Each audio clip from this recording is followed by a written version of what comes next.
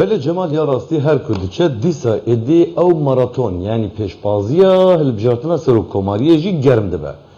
Yani êdî hêdî namzetên serokkomariyê plansaziyên xwe eşkere dikin û her wiha rotasyona xwe diyar dikin. Di hilbijartina serokkomariyê de wê helwesteke çawa gelo tên nepêşiya xwe li ser vê yekê daxuyîniyan radgînin. Laliyekî serokkomarê Tirkiye Recep Tayyip Erdoğan, laliyê dî jî namzet peymaniya milleti Kemal Kılıçdaroğlu jinaha ve aliye eniya muhalefete li ser kemasiyên xwe ra diweste û her wiha li pey wê yekê ku şewaza xwe bigarîne her wiha serokkomarê Tirkiye Recep Tayyip Erdoğan jî bi peyaman dibêje ew ê divê serdemanû de bi peyamên nermtir ku bikaribe hemû civakê wekî stargehekê pêşwazî bike ew ê şêwazeke wisa bikarbîne. Lê nîqaşên li ser bi taybetî dengdanê û her wiha jimartin û tomarkirina bi taybet ya li jinêya bilind ya li bijartinê hene.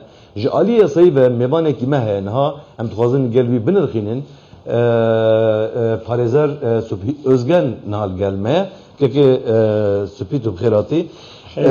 Belê li aliyekî stratejiyên bi taybetî namzetan holêne lê belê niha gelek serlêdan hene li ser sindoqan. Yani bi hezaran serîdan hene li gelek deveran ew jimartin jinûvê tê nekirin jinûve hejmara bi taybetî wan bajaran tê eşkere kirin û diyar kirin.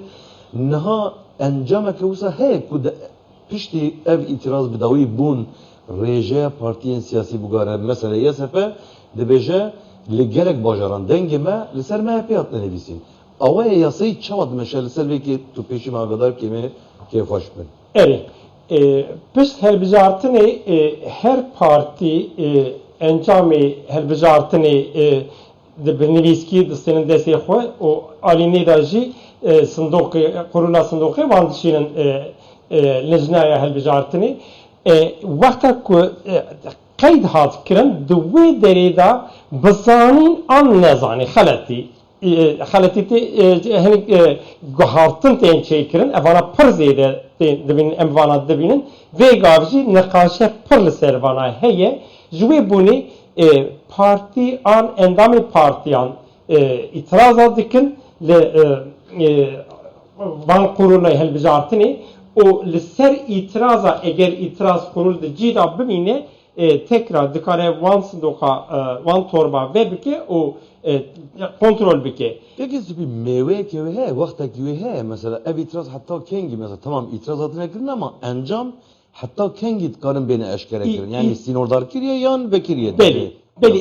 Evya pırski gelek kirin ge azat itiraza normal iro de peyinca da qediya. İtiraza normal. Le eji dixwazim raya geçti o belki henik endamê partiyan jî nizanbin partî jî bizanbin ku karar ki biryarka lejneya bilinda helbijartina Türkiye di 2019 da hatiye standin heye eger jêra divên maddî hata eger xeleteke maddî yani berli berçave çêbûve mîna çi mîna ku di kaxiz da nivî kaxizê bi îmzekirî da nivîskî ve em bibêjin filan partiye ev xasa dengistan diye lê wexta ku qeydî sîstemê kiribin cudatî hatibê kirin wê çaxê eger li serviya îtiraz bê kirin ji bûyî viya li gora qerarê ku hatiye standin jî 2019 da li gora wê qerarî da dem tinîne dikarin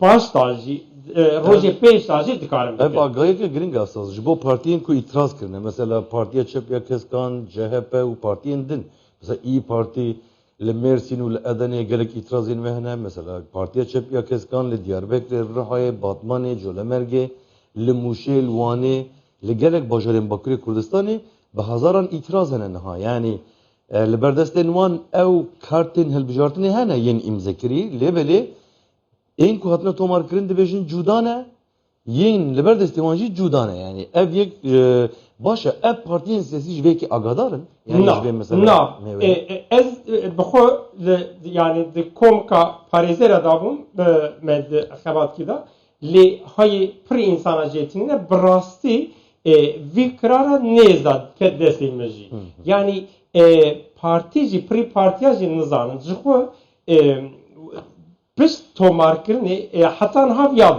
hav zanandin. Yani demka wî heye süreka wî heye. Di wê sürê de eger îtiraz kirin nekir qediya.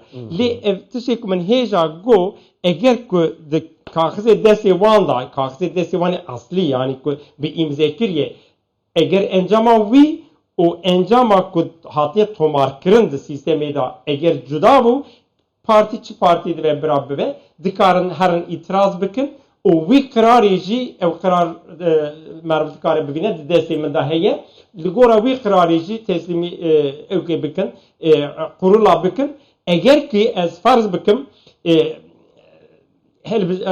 lejdeya qurula navçekî eger viya qebûl nekir paşê dibe Ya çiye bajêr paşê jî ji wê re jî diçe av bilinda Enqerî. Ev yek girîng e bir herkes bizanbe. Bele yani divê order ya dadgehê jî vekiriye lê eger ew yekê heye ji xwe niha îro berdevkê HDP jî yê lijneya yan ne ya wekî dadgehekê lijneya hilbijartinê wekî merciya biryar heye ya ji ber ku dawî dê biçe berdestê wê ew ê biryarê bidin.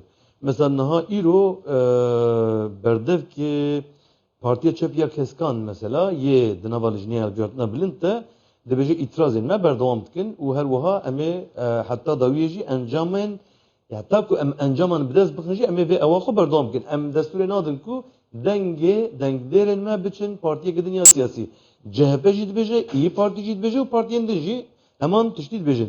Belê ev laliyekî lê bi giştî dema ku em lê temaşe dikin kekê supî. Partiya Çepiya Keskan di serdema hilbijartinê de hatibûnî qaşkirin jî ku namzetên Kurd gelek kêmin têde û her wiha dawxizên li ser Kurdan projeyên wan lawazin qelsin ev rexne hebûn. Kêmbûna dengên YSP yani di serdema bolî de çar yani niha 4 milyon zêtir deng wergirtiye ama berê nêzik 6 milyon û nîv deng wergirtibûn. Sebeba kêmbûna vê yekê çi ye? Yani ji nifşê nû YSP deng wernekirt di navbeyna temenê kesên ku temenê wan 18 yan jî 25 salî de ye. Çawa hûn dibînin? Belê li gor min cuda sebebê viya hene yek dibe bela em bên desthilatiyê zorê davû ser partiyê. Yek dibe evê.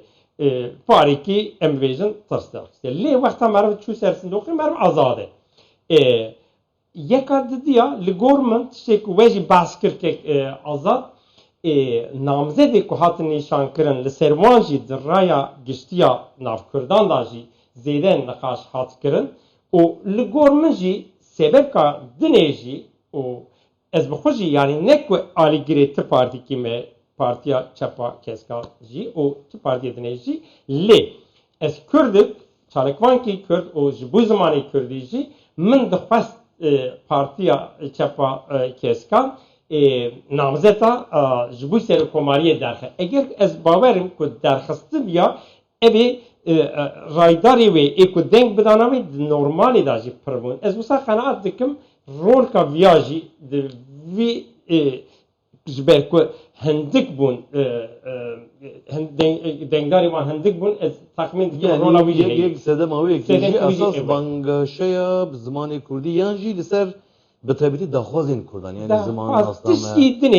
Tişkî dinê jî bi rastî ez viya jî bibêjim yani ez viya ser xwe mesuliyetî dibînim. Di berya yani di pêvejiyê da berya hilbijartinê da me Komele Hes Kurdî, Komele Hereketa Zimanê Kurdî ji her çar namzetê serokkomariyê ra mektup şiyandibû, name şiyandibûn we jî kiribû nûçe spas dikim. Me duberê de gotibû em van daxwaza dikin ji bo mafê zimanê Kurdî ji bo ku bikeve statûya zimanê Kurdî çêbe û ku bikeve mekaza gonê yani qanûna bingehê. Tişkî dinê me ji stratejik bi Kurtasî wextê me gelek keme lê niha divê naxwe lêbûrneke çawa bixwaze tenê lêbûrnek bes dike yan divê stratejiyeke çawa dene pêşiya xwe da ku bikaribe vê meselê çareserkir gelekî bi Kurtasî ya bêjim Partiya Keskan Çep eger zêde xweyî li zimanê Kurdî derketir ya evê zêde ray bisanda. Ez sedî sed viya bawerim û bala rêveberê wan jî dikişînim. Bira zêdetir xweyî li zimanê Kurdî derkevin, bira namzetê wan Kurdî bizanvin û bira çalakiyê xwe bi Kurdî bikin.